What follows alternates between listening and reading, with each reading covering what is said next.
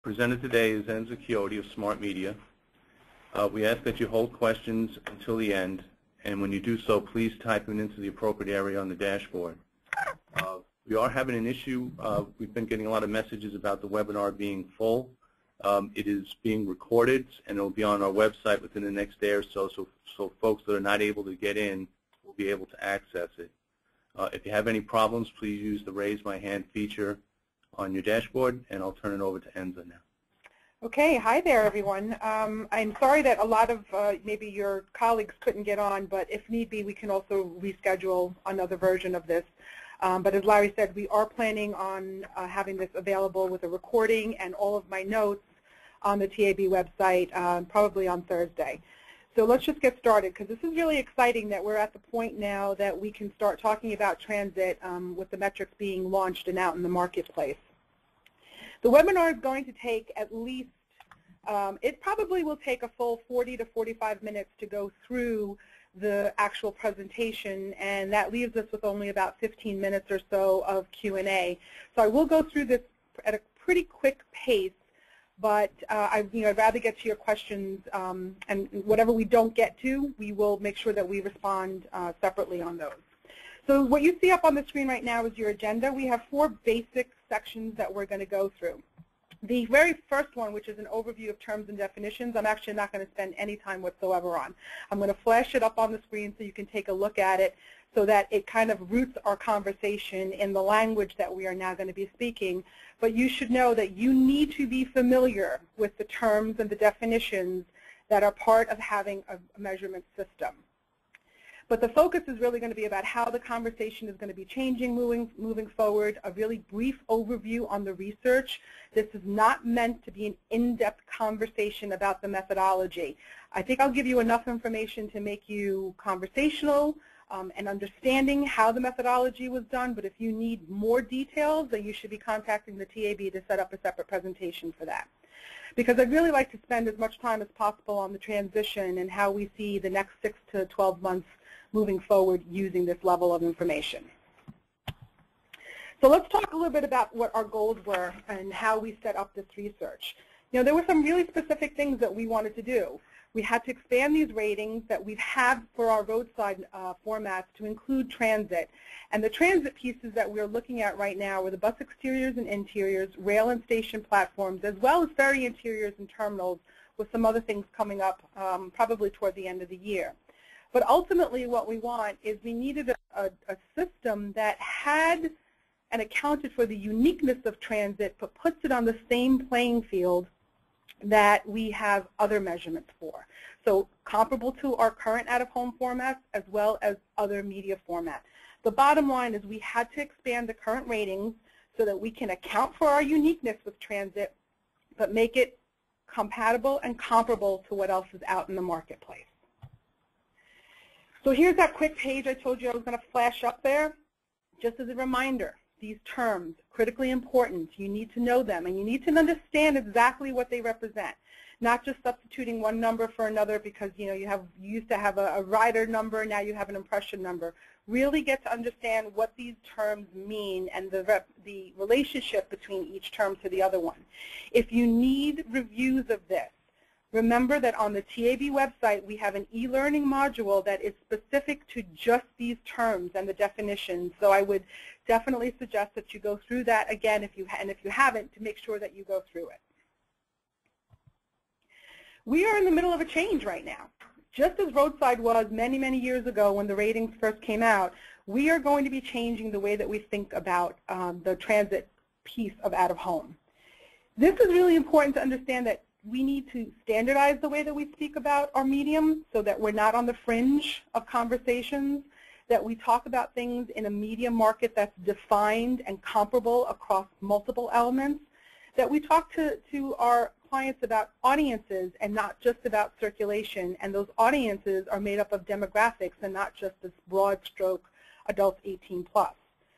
Now, we can still define custom markets So we will, even though we are going to be standardized, we will have that ability later on to do some more customized, defined markets for you.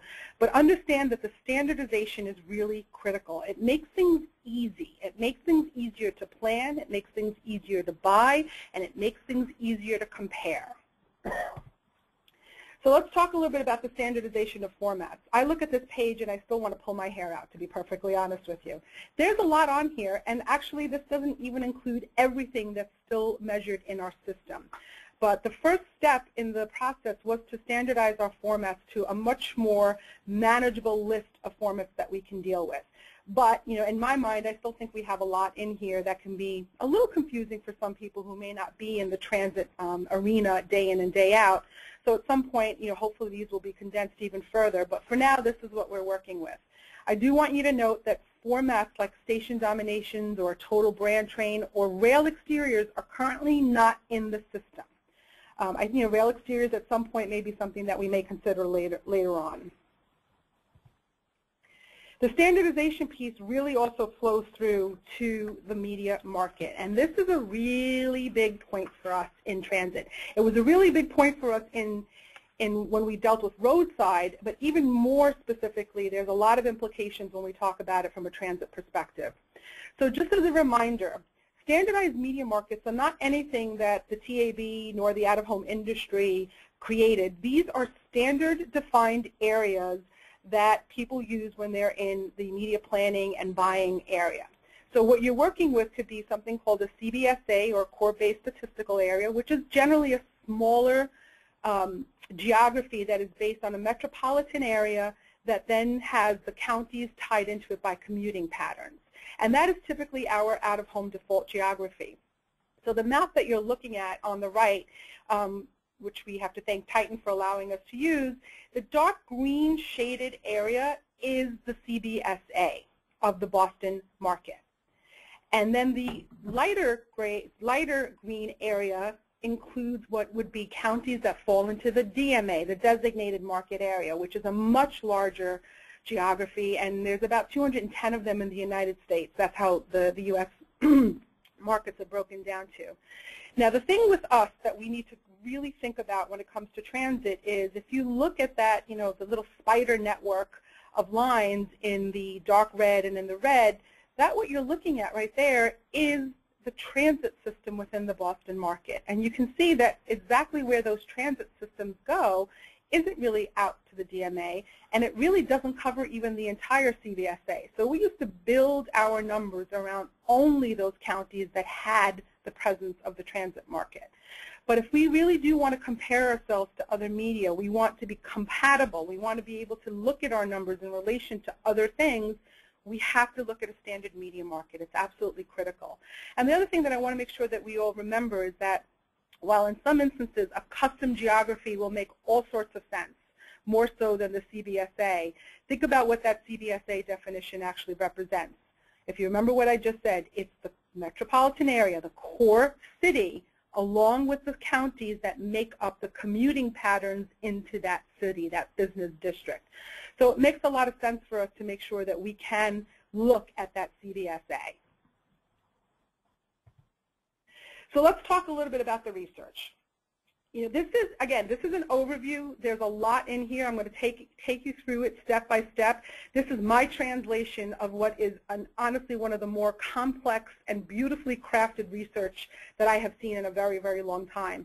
There's a lot of elements that are taken into consideration, and the whole idea and the uniqueness of what makes up a transit system has been accounted for to the best, I think, of everybody's ability to be able to put it into a research methodology. If you need more than what we go through, and some of you are probably going to need it, there should be at least 1 or 2 people within each of your offices that have a good enough background in the research. You should contact the TAB and sit down with the researchers here who can take you through that. What I'm doing is giving you enough to make you comfortable with the numbers and enough that if you needed to clarify them or speak to a client, you're set up to do that. So we have really a lot of unique traits, as I said earlier, with transit. And when you think about it, even within transit, there's some unique characteristics that we have to take into account. So what you're looking at seems a little complicated, but let's break it down. If we look at the left side of the chart, you see the bus exteriors, and then the bus rail interior and the station platforms are on the other side of the page.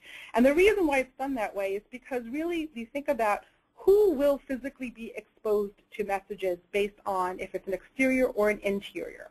If it's an exterior, the entire market has an opportunity to see the advertisement on a bus exterior. That means all the cars and vehicles that are surrounding the exterior of buses, as well as pedestrian traffic. When it comes to bus and rail interiors, as well as station platforms, the people that are going to be within the ability to see an ad are going to be the actual riders of the transit system. So right there, we're starting with a unique circulation number for the bus and rail interior and station platforms than we are with the bus exteriors. So now let's focus a little bit more on the bus exteriors. You think about what this is made up of. You know, everyone has always said, oh, how complicated is this? We have moving advertisements, we have moving people. How do we put all of these numbers together? So we have to have a really good understanding of the circulation of that bus. Where is it driving? What stops is it making? What roadways are intersecting with that bus as it's moving along? And we have to understand not only what cars are going to be in those intersections, but what kind of people are there so that we have that basic circulation number. The bus and rail interiors and the station platforms are a little bit different, but we still need to understand, okay, it's only about those riders. How are those riders exposed to the message when they are riding the bus or rail or they're waiting on a station platform? And we also have a uniqueness to those interiors and platforms that we don't have with a lot of other media. We have a much longer extended interaction with the ad, if you will, a dwell time that is very different than other media formats. The transit methodology, just like roadside, and if you've ever sat through any of our presentations on roadside, this graphic should look very familiar to you. It is a layering of information to get us to ultimately some numbers that mean and have a good estimate of what's going on in the marketplace. We're going to take each one of these layering pieces apart. We're going to start with the database. We're going to talk about circulation with a slight tweak to it because the circulation is a little bit different than what it was for roadside. Again, it's within a contact zone, which I'm going to define later. We layer on some survey research and trip generation to get to demographics. We have our visibility research, just like we do with our roadside, and then ultimately we're able to report metrics back that are based on reach and frequency and GRPs and impressions. So that contact zone, you're going to hear me say that a lot. Just think of it this way. Someone has to be in a place where they can physically have that opportunity to see the ad. It's still about opportunity, but they have to be able to be in a vicinity of the advertising. Think about that as a difference, and we're going to talk about that in greater detail almost throughout this entire research piece of it. When we talk about the audited database, this is actually, you know, it's the simplest to explain, and it was probably one of the more complicated things that the TAB had to undertake because they have to audit everything that's in the transit audit database. And you have to think about it this way. Not only does the TAB have to work with the individual operators who are selling the advertising to understand what kind of formats are available, they also work with the transit authorities to understand the individual timetables and routes and vehicle designs that are in each transit system. Where exactly are those station locations? Because that ultimately gets us to what the circulation is and allows us to apply the correct demographic profiles. All of the quantities and the sizes of the formats, remember that standardization page, that all came from the operators with the TAB reconciling it and standardizing all the format. This database is, I think, probably safe to say, even more complicated than what was out there for roadside. But this had to be our first step, is to make sure that you're working with the right inventory. That circulation within the contact zone. So this is very different between a bus exterior and an interior or station piece of it. Now, exterior really kind of mimics what we do with roadside. We have existing vehicle and pedestrian information. How many cars? How many people are in the vicinity of different roadways at different times of the day? That's added into this mix on exteriors the same way that it is for roadside. But we need to make sure that we're taking into account circulation of all of those roadways that intersect that bus line. Think about the bus as it's driving along its route and all of the different streets that it passes and all of the different cars that it's encountering and the level of people that it's encountering, that has to be accounted for. But not everybody that's on that street actually has an opportunity to see that ad, and that is what is considered the contact zone. We need to understand who will be in the right position to be able to see the advertisement. For interior and station, again, it's different in the sense of that it is based on those riders. That's who makes up the circulation, and those riders are based on what the transit authorities are telling us. We need to know what those riders are by station, and really then only try to include those people that are going to be in that area that will be able to see the ad. Think of it this way, many of us take some sort of mass transit at some point in time. If I'm entering a train station and there are 20 different one-sheets out there, I am not going to be able to be in a position to see all 20 of those. So we have to be able to account for things like that. Now, the contact zone that I've been referencing back and forth is very different than visibility, so let's not get confused between the two. Contact zone is still allowing us to understand a raw circulation number of people who have an opportunity to see. If you remember back from when we did roadside, visibility refines that number down to people who are actually looking at the ads. So they're very different metrics. They're very different pieces of the research. You start out with contact zone, and then we go through the rest of it. I actually want to take you through a couple of examples of contact zones with some visuals, because I think it makes it easier to understand it. Let's take the bus exteriors for a second. The bus exteriors to me probably were the one, originally I thought were probably one of the more complicated ones, but then when I started to delve into interiors, I realized, you know what, they're both pretty complicated. But with the bus exteriors, we need to understand, again, those bus routes, the weekly schedule. How often are the buses coming down the roadway? What's that timetable? How long are the buses standing at a bus stop typically as they're unloading and loading passengers? So we have to credit the exposure of the people who are going to be on the road while the bus is present, and then those people that are within that contact zone. So which people and pedestrians will actually really be able to see the ad, have that opportunity. I think the next chart is the easiest way to break it down.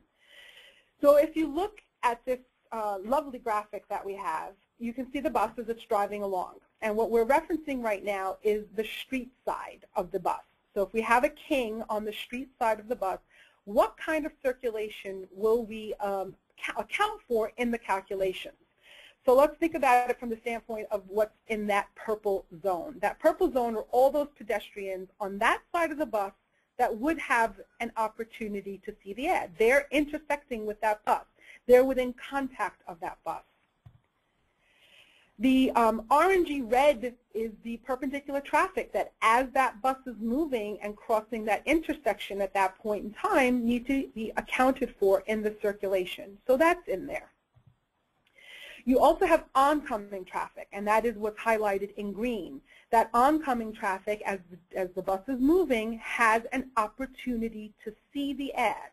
That opportunity translates to that circulation within the contact zone. And you also have cars that are in the blue shaded piece, which are driving alongside of the bus. Those people will also be accounted for in the circulation. Anyone that's on the passenger side of the bus, whether it's the cars or pedestrians, wouldn't be accounted for if we're looking at only the street side. They would come into play if we were looking at ads on the other side of the bus. So each side of the bus actually has its own circulation associated with it based on who's going to be within that contact zone. So now let's think about it from an interior standpoint. Again, think about it, think about your own experiences in terms of how you've gotten on a bus or you've gotten on a train car.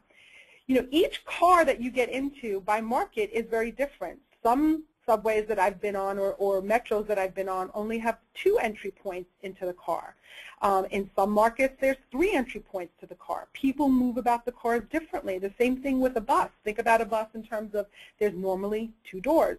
There's the front door. People always come in on the front door because they have to pay, but then some people move toward the back of the bus, or some people stay in the middle. Some people exit the front. Some people exit the middle door. Some buses are articulated. There's a lot of different design elements in the way that people are moving about that environment that need to be taken into account. Understanding this is critical for us to get that contact zone circulation. And there are estimates that we make and averages that we use to get to that number. The station contact zone is pretty similar, even though we're still kind of outdoors, we're not interior, but the stations act almost like an interior contact zone. Not every station user has an opportunity to see every single ad that's up there. When I'm a commuter, I take the Long Island Railroad into Manhattan. When I get on my station platform, it actually, the entry to the station is at the back of the train. I very rarely move from the back of that station platform. I don't walk up the length of the platform because that puts me where I want to be when I want to exit my train. So I'm really exposed. I think there are about 12 one-sheets or a combination of 2 sheets on my station platform. I'm only in a contact zone of about 3 of them, but that's me. There's certain people then that would want to go to the middle, et cetera, et cetera. Understanding that and putting those kinds of variables into the numbers is critical to get us to the circulation within a contact zone. So that was one of the more complicated pieces that I've kind of gone over. The rest of it is relatively simple, really. When you think about the survey research and trip generation, what we're doing here is we are taking information from the American Community Survey and the National Household Transportation Survey, and those are government surveys that are out there, millions and millions upon millions of data points that allow us to understand who and what. Who is taking mass transit? How long are they taking their typical trips? What's going on? What's the demographic profile? That is what is applied to the circulation to get to the demographic profile. Now, the exterior is all about the trip paths that tell us how people are going to come into the external or exterior contact zone, whereas the interior is all about, again, those demographics letting us know who and how long they're taking those different transit systems. Visibility research. When we used to do the roadside presentation, we used to spend a ton of time on visibility and trying to get people to understand that. And really simply what we're just trying to determine is not just the sheer large circulation number. We could have stopped there, but what we want to be able to do is give clients a better sense of who's looking at their advertisements, because that's the basic question that they always ask us in out-of-home. Oh, great, you have such a large circulation, but how do I know somebody's really looking at my advertisement? The visibility research is what allows us to get to that number. And visibility, just like roadside, is applied to the transit pieces. It takes into account things like the size of the unit, the location of the unit, the angle, the speed and the distance of people walking toward them or walking away from the individual units. It really allows us to understand different factors that may affect how people will view these ads. So that is applied to the transit system. Now, most of us probably would question, oh my God, so now we're looking at size. Most of these units are much smaller than what's out on the roadside. How is that going to affect the numbers? And you're right, the numbers would be slightly lower because the size of the unit is lower. But we have something that's a little bit different, especially in the interior and the station piece of it, that actually brings up our numbers, and that's that dwell time. So contact zone brings us to an opportunity to see. Visibility gets us to the people who are seeing, and one of the big elements within the visibility for transit is about the dwell time. How long are people standing on the station platform waiting for their train? How long are they riding their bus? That's the dwell time. That dwell time, because it's longer for transit, will actually ratchet up the visibility numbers to make that circulation count for in a greater number than it would for some of the roadside pieces. And then ultimately what we've got layered on is the reach and frequency model. Now this is the secret sauce. This is the model that the computer, based on all of the information within the different surveys that we're looking at, the ACS and the NHTS, looking at and understanding how people are moving about the marketplace, how are they being exposed to the various messages, that gets pulled into a model and calibrated so that we can determine how many people are going to see the advertisement and how often are they going to see it. It gives us those impressions and those GRPs. This is, again, something that we used to do by hand for transit with the team, or people used to call it the mallet model. And now we have a computer system that does it for us, and the beauty of it, again, is that it is on that same level as what the current roadside is being measured, as well as the ability to use the same exact numbers and calculations on how other media is measured. That is the critical thing.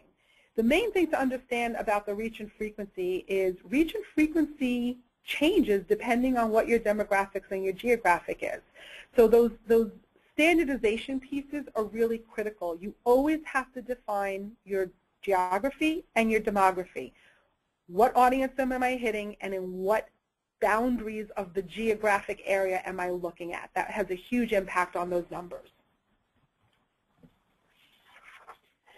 The next slide is just a quick summary. So what's the point of differentiation between the transit and the roadside? And again, this is for those of you who have dealt with roadside before, and I think probably the majority of you have. You know, there's slight differences. We get to the same metrics. We have the same type of measurements. We are applying reach and frequency and impressions and GRPs, and we can calculate CPMs and cost per points and everything else that we're talking about. But there are uniqueness in the transit system that have to be accounted for. So while both pieces, whether it's transit or roadside, start with circulation data, the transit model really has to account for the fact that not the entire circulation, or the riders, if you will, have an opportunity to see the ad. Some of them don't. So we have to account for those people that only do have that opportunity. That's that contact zone piece. That's different than roadside. We can, you know, for roadside traffic, circulation is based on just that pure traffic, the number of cars that are going to be in that vicinity of that roadway. The transit environments also give us something a little unique. We have more dwell time with our transit environments. And you know, think about it, when we've sold this to clients, whether you are an operator or you are a buyer of transit, one of the things that you've always told your clients, I know I used to do it all the time, is that, look, you know, sure, we're dealing with smaller formats, but the beauty of transit is that you have people spending more time with your ad. If you're on a train, you have the ability to study an ad if you wish. You know, you could glance to more than one ad. We have to be able to account for that in that dwell time, and we're able to do that. The other difference between the two is really the ability in how we're going to be buying this inventory. You know, it really doesn't make sense for us to buy one king. Most of the operators can't sell us one king, nor do you want to buy one king. Sometimes there's a specific station that you may want to buy when it comes to a platform piece of it. But for the most part, we have to buy things based on packages, whether it is, you know, based on numbers that the operator needs to be able to sell in terms of making it operationally feasible for them to do it. It's still sold in packages. Whereas if I wanted to buy, you know, a single bus shelter, I could pay an arm and a leg for it, but I could buy that single bus shelter. And the other thing is about targeting.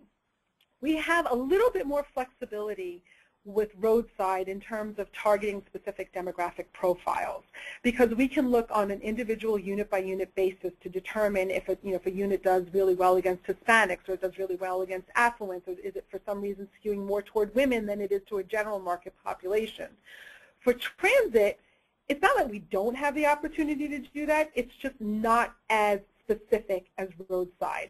For transit, what we're going to be able to do is take a look at things as, you know, the garage that the bus comes from, and we'll be able to ascertain if potentially some of those garages skew to different demographic groups.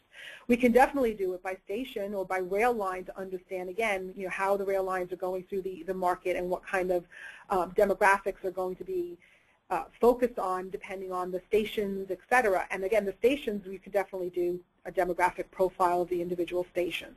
So those are just some of the side-by-side differences.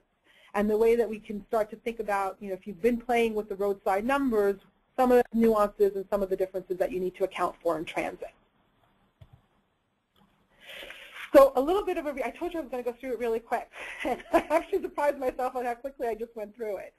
But the main thing that I want you to come away from all of this conversation is that we really did an enhancement to the system that allow us to account for those differences in transit versus roadside. And we have those differences in that contact zone, in that dwell time. The visibility is a little bit different. But the beauty of it is, even though we're accounting for the uniqueness of transit, ultimately we have a rating system that's going to be, you know, it corresponds to what we have for not only our own roadside out of home, but for other media as well. It's giving us the same metrics. those same TRPs, those same impressions, and ultimately a reach frequency model that we can combine. The main thing that I always used to tell people when I was doing training on the roadside is, isn't it great that, as I used to be a general planner, and out-of-home was always planned separately for me because I couldn't compare it to my other media formats. So if I had a budget, it was really difficult for me to say, oh, I like the option with out-of-home because out-of-home provides X, Y, Z. I had to do it separately and then just kind of hope that the client would buy into whatever argument I gave them. We now have the ability to look at everything on a level playing field. And now we have the ability to do that with transit. And the only way that you can do that is across standardized markets and demographics. But it gives us such a leg up because now people can look at us in combination with other media.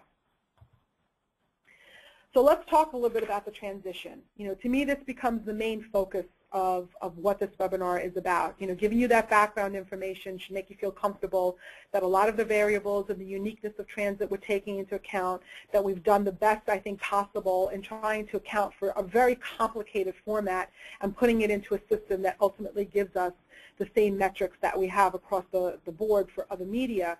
So we're in a transition mode now. The first thing that I want to say is that this database is huge. Think about that, all the different bus routes and the timetables, et cetera, that are in here.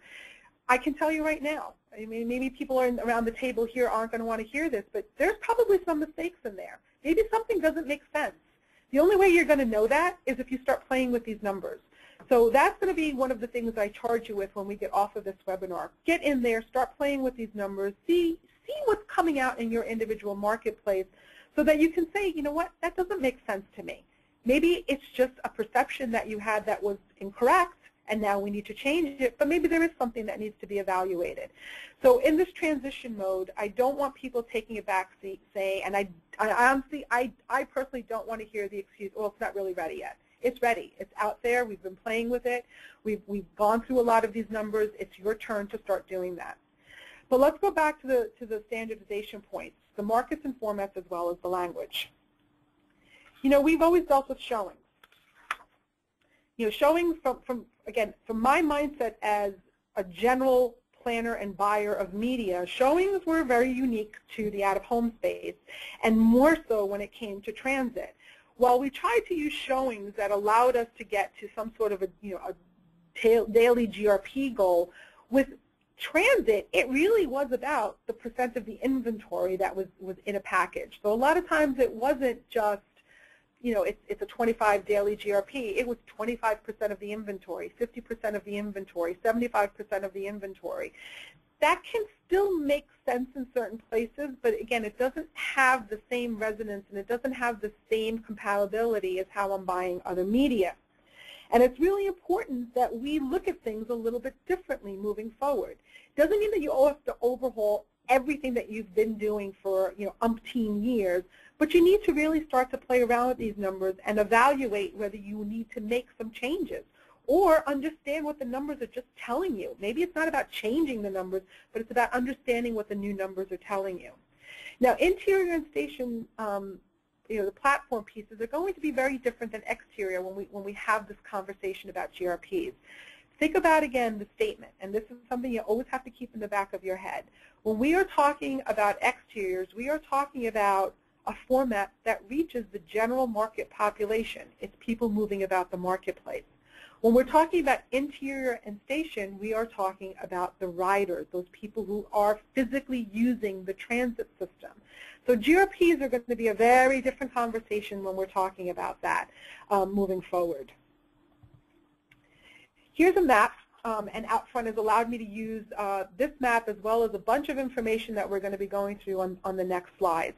But this map is of LA. So again, going back to kind of the way that we looked at Boston, we're going to look at LA across a couple of different geographic boundaries. So on the bottom of this chart, you have the individual market listings with the relevant population bases of adults 18+.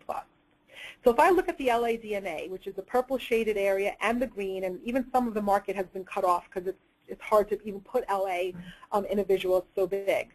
But that population of adults 18+ is almost 14 million people. That CBSA, which is the other geographically defined media market, is smaller. It's the purple area, and that's just slightly over 10 million people. Think about this and understand the relationship. Now, if I only look at LA County, which is basically just taking out Orange County, which could be a little bit more relevant because, you know, look at the transit system, which is in those blue lines. That really only hits the LA County. That is from the LA CMTA. I always get my letters confused. The LA CMTA. That really targets, if you think about in terms of the physical footprint of the transit system, a little over 7.6 million. So we're missing, you know, 2.4 million people when we start to back down from the CBSA to the county. And then there's even a more customized market that Outfront used to look at that was really just a zoned area of the LA County that came into just slightly over 7.2 million people. So we've got a lot of numbers here. We've got a lot of different demographic profiles, and with those different, sorry, not demographic, but geographic profiles that have different relevant population bases. Huge impact on the numbers, huge impact. So let's take a look at how this works. So if we were looking at the old team model, AKA mallet, so if we looked at it, a 25 showing was the equivalent of 300 units, and this is the bus exterior, which is predominantly we're looking at Kings here. So it's 300 units, and the geography were the LA sectors 1 through 4. It wasn't even the full LA County. So if you think about those numbers that I just showed you, this was that 7.2 million population. And what the team system came up with was giving us an estimated 4-week rating delivery of a little over 500 points. It estimated to reach it at 84% and a frequency of 6 times. And then it gave us the a cum reach, just so that we're a little bit clear about this. The cum reach is just taking that 84% and expressing it as a raw number. So we are reaching the number of unique people is 6 million. And the impressions are over 36 million. That's what team was telling us. So now, what happens? Well, now we're going to take the same number of units, we're going to run it in the new methodology, in the new platform, and what do those 300 units deliver us? So the first thing that we need to understand is that we are now looking at the LACBSA. And that LACBSA is 10 million adults 18 plus people. So remember, that's a big difference from the 7.2. So now what everyone likes to focus in on, and everyone likes to kind of, not even like, it's just one of those numbers that jump out at you. What happens is we are looking at a smaller reach number. That 84% translated into the new metrics was 63%. Makes everybody really nervous. I used to tell clients that they were getting 84% of that adults 18 plus demographic, and now the same number of units is delivering far less. It's delivering 63%. Well, let's think about that for a second, because really what's happening is the percentage is lower, but we're dealing with a larger population base. And what happens is when you look at the actual raw numbers, you're actually giving your client more. The sheer number of people being reached uniquely, no duplication in this, is 6.3 million versus 6 million. You're giving them over 300,000 more people in the calculation than what we used to account for when we were just doing that custom LA sector 1 through 4. And then look at the impressions. Your impressions jumped from 36 million to 54 million impressions. Now think about it, if your price hasn't changed and your CPM is a function of price divided by impressions, if you're dividing that same price with a higher impression number, what's going to happen? Your CPM actually comes down. So it's really important that we understand what these numbers mean. Don't focus on just one of them. Understand the full gamut of the individual numbers that are available to you, and you can start to understand the relationship and the value of what these numbers are telling you. Now let's take a look at it from a slightly different perspective. Actually, I'm going to flip back for a minute. I don't want you looking at that yet. So this is a straight translation on this slide. We're looking at 300 units versus 300 units. Now, we could ask ourselves, is this a lot? As an entry-level package for someone to come in and buy Kings, this might be too much for them. It's 543 4-week GRPs. That equates to roughly about 135 points a week. It's not crazy. That's absolutely not crazy. But as an entry point, you may want to consider maybe saying, you know what, let's look at it a little bit differently. What if we look at taking those weekly GRPs down to 125? So then what we can do is say, well, 125 weekly points equals 500 4-week GRPs. What's the delivery then?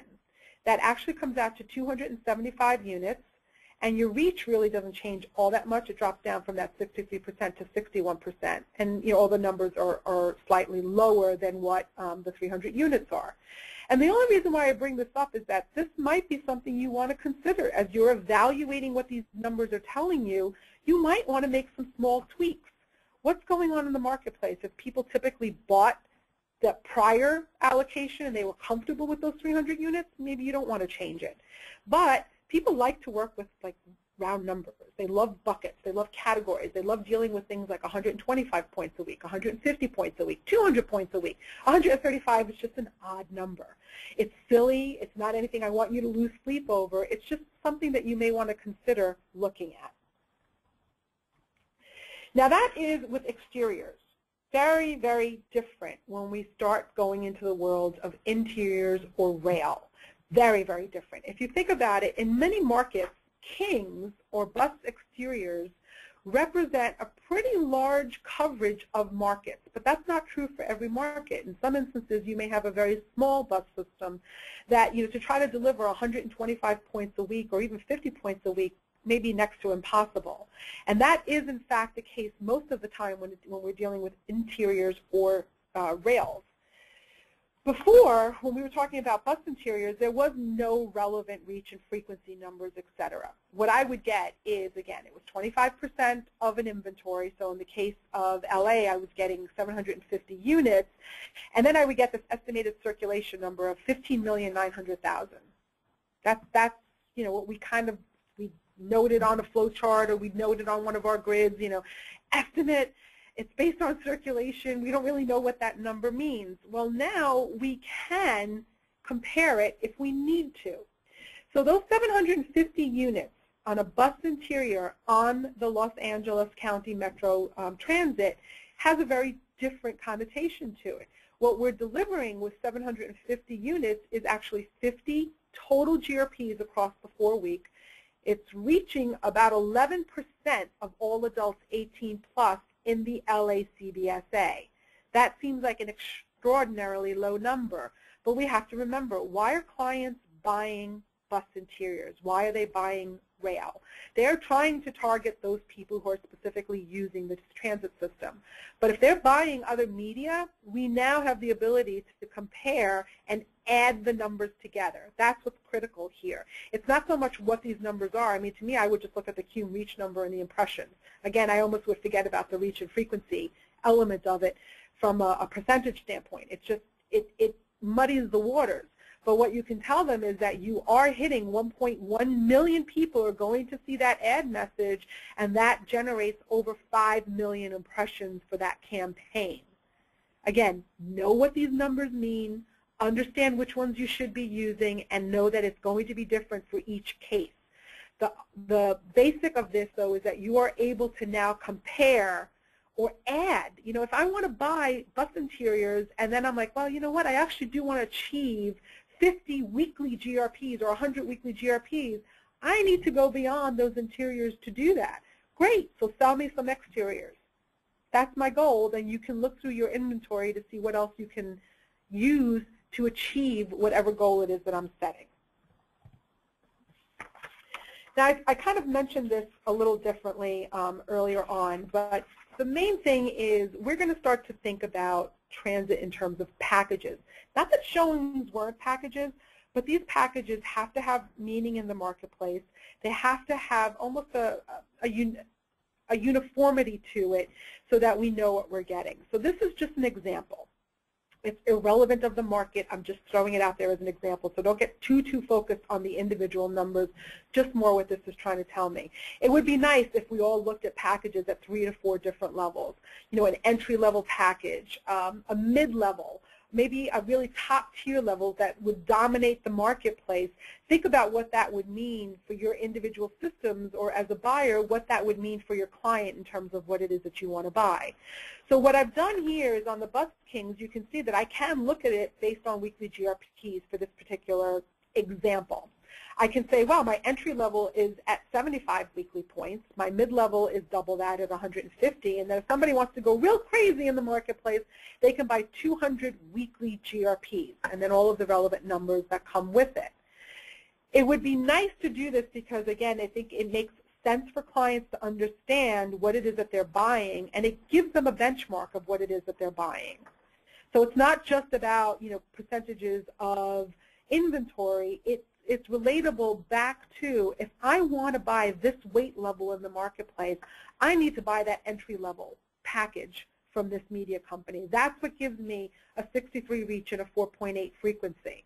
But if I really want to blow out the market, I have to buy more. I have to buy 200 weekly points. I have to buy 587 units, and then I'm really owning that market.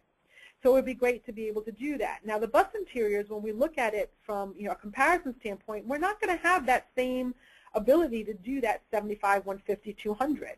Again, think about who is physically going to be able to see that ad. You're going to look at things, I think, more based on the units. The way that you've been selling them and the way that we've been buying them is the way that we're going to probably continue doing it for interiors. So an entry level could be literally, 375 units out of a program that has, thousands of units available to it. The numbers then become relevant in terms of comparison, not just the way that you buy it.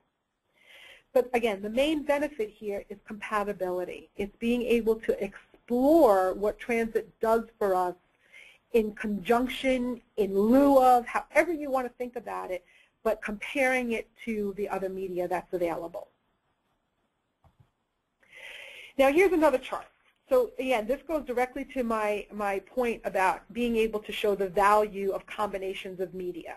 So in the first tier of the chart where it says 100% of TRPs or bulletins, what I've done is I've said, okay, in this example, I'm buying 100 weekly points.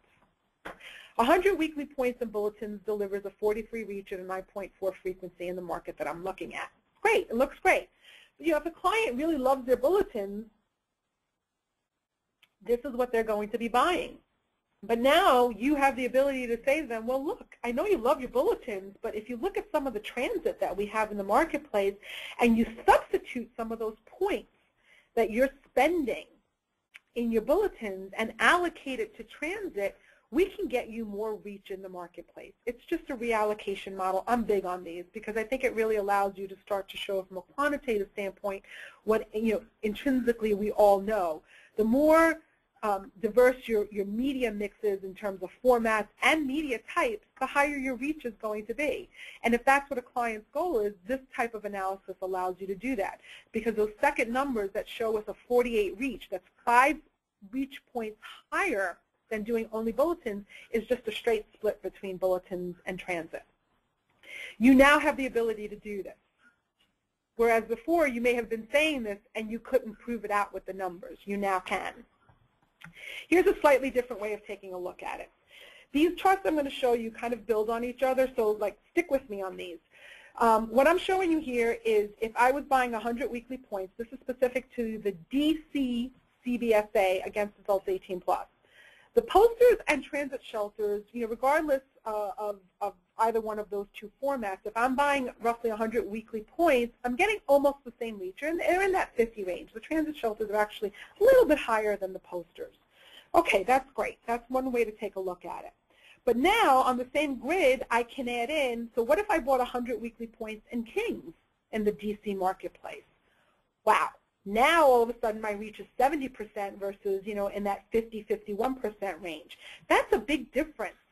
That's a really big difference, and it shows how in this particular market, I can't say this enough, in this particular market, the Kings are really strong. Why are they strong in D.C.? Well, D.C. isn't a great typical out-of-home marketplace. It doesn't really have a lot of, in the inner city especially, it doesn't have a lot of bulletins. The posters are really minimal. Transit is really big in D.C., so this allows you to show that from a quantitative standpoint. Let's make this a little bit more complicated. Okay, so now here's this chart. Stick with me on this one too. So what I did here was, if we look at the first grouping where it says posters, and you see the blue line, you see the red, and then you see the black. The blue represents, again, those 100 weekly points, all in posters. That's what I'm spending my GRPs in, all in posters. The red takes those same GRPs and splits them equally between the posters and the kings. And you can see that you went from, like it was about a 49% reach, and all of a sudden we're at 65, 67%. If instead of the kings in DC we did rail, you're slightly lower than the kings, but you're still much better than if you were just doing posters. The second grouping is that same type of analysis, but done with transit shelters. So transit shelters do really well in DC. They're great. But once you start adding kings to it, you really start to see how well it does do. It's a nice combination. Or even if you were to add there's hardly a difference between the kings and the rails in here. Again, the ability is now to be able to quantify adding transit to a mix, whether it's in out-of-home or even whether it's within other media formats, because you can do the same type of analysis where you can take a look at comparing how it works when you're looking at TV or radio. Bottom line is kings in general provide unbelievably efficient market coverage. They are going to provide almost as much reach as TV, more than radio, slightly more than bulletins, but the CPM is one of the lowest out there. This is very generic.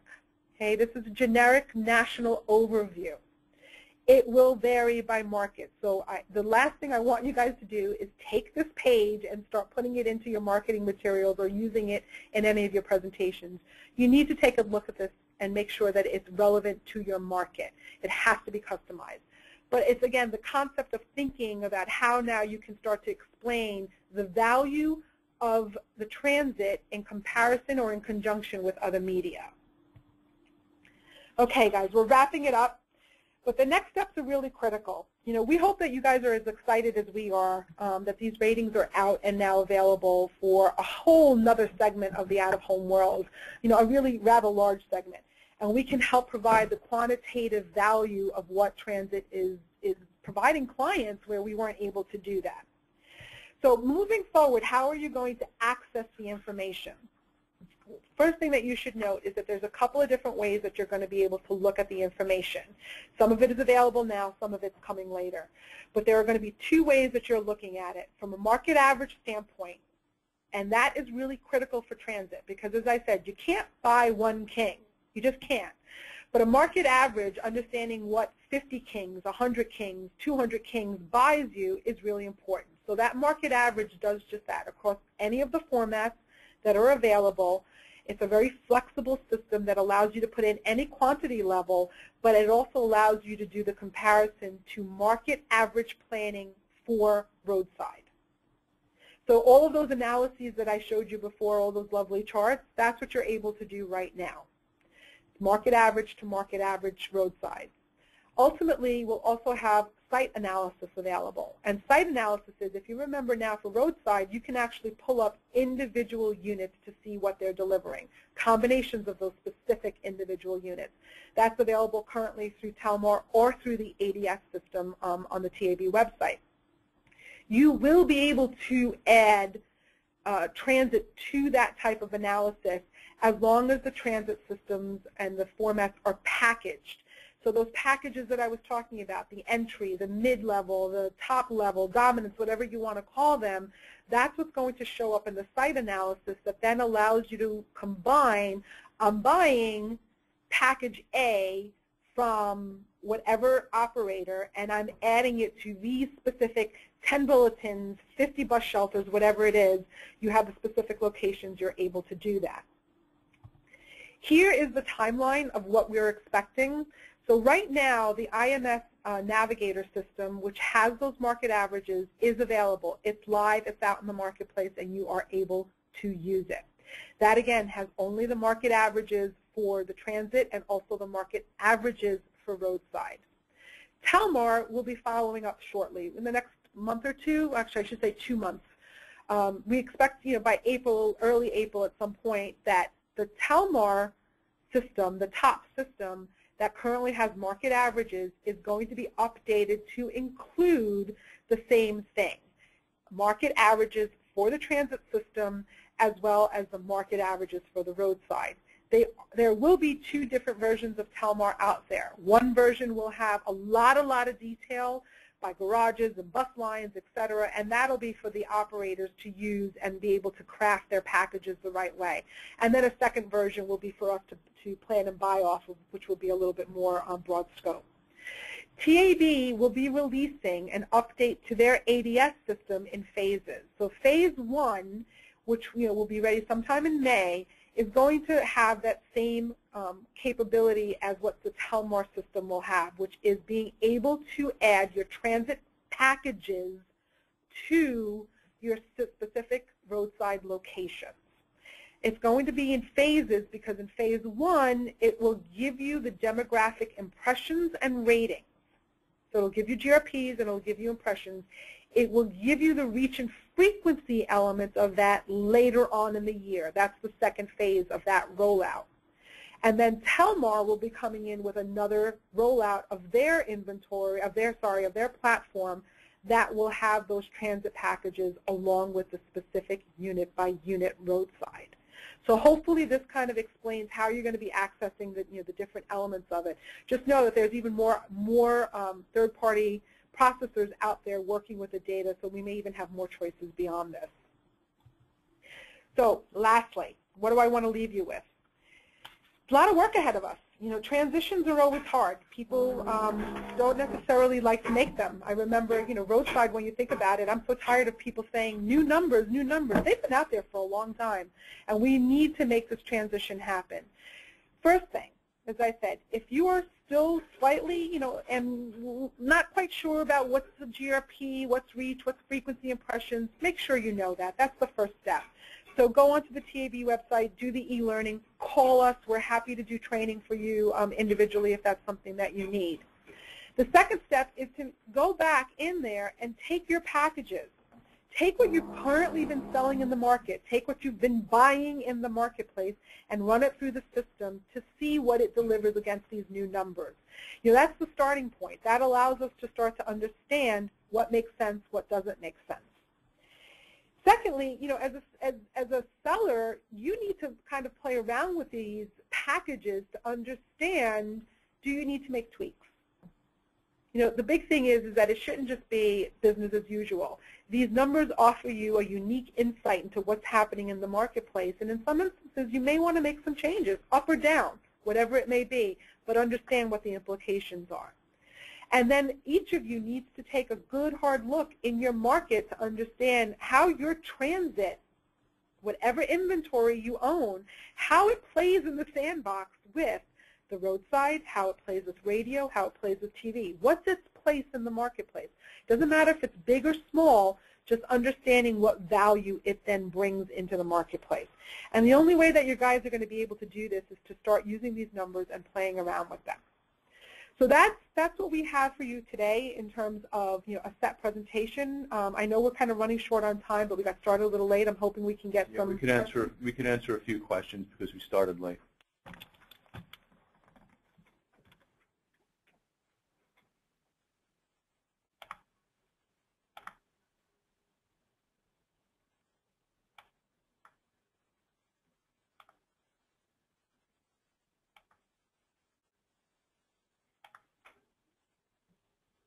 So if you had questions, you could type them in. I'm not sure. I don't think, are we seeing anything? Oh, okay, we have some. Great. Yeah, we have. I opened it up to the table here to answer the questions. I'm done talking. Larry, why don't you read off some of the ones?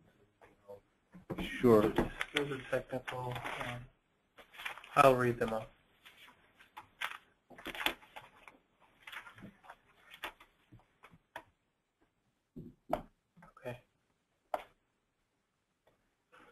So for the Kings Provide Efficient Market Coverage slide, what markets does that reference specifically? Well, I don't want to say what market I used as an example because you do need to take a look at that individually by market. I mean, generally, any of the markets that have a larger bus system will follow that. But if you have a smaller market with a smaller transit system, it won't. Okay. And we see, will the transit vendors be willing to sell outside their typical 150/300, et cetera packages? Is that something new that they will be open to? I think what the sellers are going to need to determine is, there will be set packages. Just again, think about the operating difficulties of going out into a marketplace and putting out 5 bus kings. As an example, it's a little bit extreme. It doesn't make sense. So they'll look at packages that again hopefully will make sense in relation to the numbers that it's delivering. So the numbers may change, but there will be probably packages. I really don't see us moving beyond complete flexibility in the transit market the way that we have for roadside. Okay. Are all transit vendors participating in the new system, or only top X number of markets? We currently have most all of the transit systems participating, most of those major ones that have any work between Titan, 2-channel, Lamar, Outfront, Van Wagner, and a host of other more regional players. So the vast majority of transit systems will be covered in this product. And we're adding more all the time. Okay. So here's a question on the research. They say we have approximately 30 routes in our market, and each with our 140 buses on a different route daily. How are we determining the demographics seeing those buses? I guess they're just asking where demographics come from as they relate to people seeing all the different buses and all the different routes. Right. So for exterior bus advertising, the demographics we use are the same demographics we use for street side advertising. We know the demographic breakdown of the circulation of the people that are on each street and each intersection that the bus crosses. For interior advertising for bus and rail, we use demographics that are based on the survey results of the National Household Transportation Survey and the American Community Survey given by our government. They ask questions like, where do you live, where do you work, how do you get there, and we calculate those trip paths millions and millions of times over and apply them to the ridership data that exists through the transit authorities. All right, and this final question is just, oh, never mind, we just got another one. Should we be buying by TRP on interior displays to allow for more effective quantitative numbers?